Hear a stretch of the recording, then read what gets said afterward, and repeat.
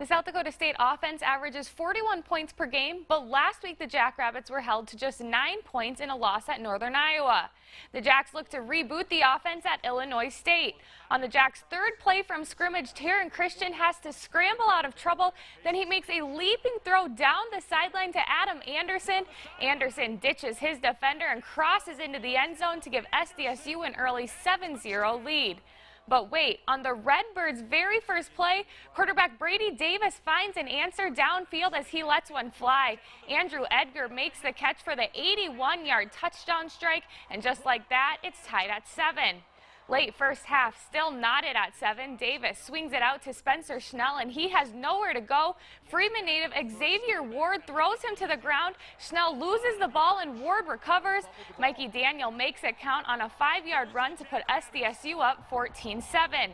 The Jacks strike again quickly. Christian hits Jacob Brown to put SDSU up 21-7, part of a 21-point second quarter, and SDSU holds off the second half surge from ISU to win 38-28. South Dakota hosted North Dakota State. The Bison strike first as Easton Stick surveys the field and hits Ben Elfson in the end zone for the 15-yard score. NDSU leads 7-0 with 8:17 left in the opening quarter.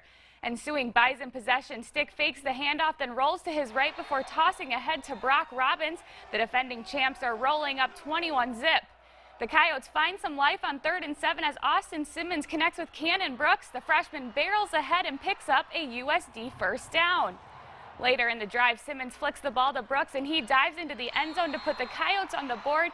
It's 28-7 at that point, but the Bison prove to be too much as USD falls to 3-5 after the 59-14 loss. Sioux Falls clashed with Upper Iowa at Bob Young Field. The Cougars have the ball. The Peacock 2, Caden Walters gives to Colton Miles, who bounces outside and walks in for the 4-6. USF leads 7-0. Next Cougar possession, they give it to Gabe Watson. He breaks out of a crowd and gets to the outside. Watson races down the sideline and picks up 81 yards before being taken down. He finished with 185 yards on the ground. Moments later, USF caps off the drive with a score as they give it back to Watson on the 3-yard line. He breaks the plane to put the Cougs up 14. Still in the first, USF's threatening again, and the Cougs hand off to Watson.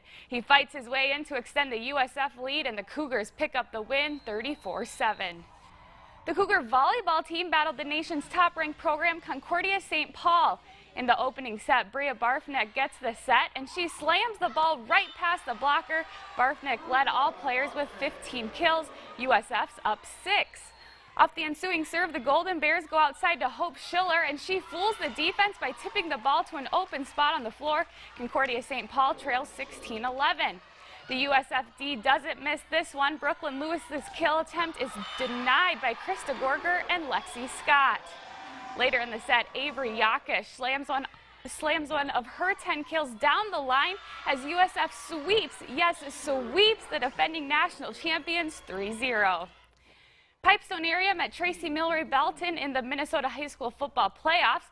Opening quarter, Pipestone QB Cody Thompson hits Josh Tinklenberg over the middle for the 12-yard touchdown at the PAT, and the Arrows lead 7-0 after 1. The Pipestone defense was stout from the opening whistle. Late in the half on 3rd down, Eric Lang gets through the Panther line and brings Sawyer Otto down for the sack, forcing the Panthers to punt. On the ensuing Arrows possession, Thompson drops back and looks deep for Tinklenberg, who brings it in with one arm and then muscles his way in for the 46-yard touchdown. Pipestone advances to the section finals with a 35-0 win.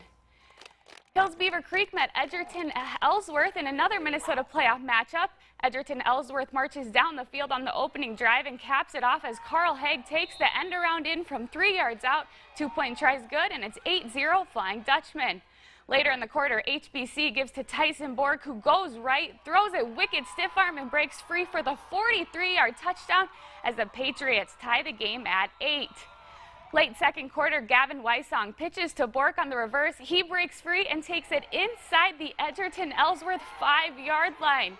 The Patriots cash it in as Weissong rumbles in for the score, and Hills Beaver Creek pulls out the win 39-22, advancing to the section final. The SDSU men's cross-country team has won its third straight Summit League championship. The Jacks' 23 points are the lowest by SDSU since joining the conference and is due to 7 Jackrabbits finishing in the top 10. USD's Eldon Warner finished in first place and became the first Coyote to win an individual Summit League cross-country title. The South Dakota women's team extended its streak to 5 straight Summit League titles. The Coyotes pulled out a 1-point victory to edge out North Dakota State. USD had 3 runners finish in the top 10. We'll be right back.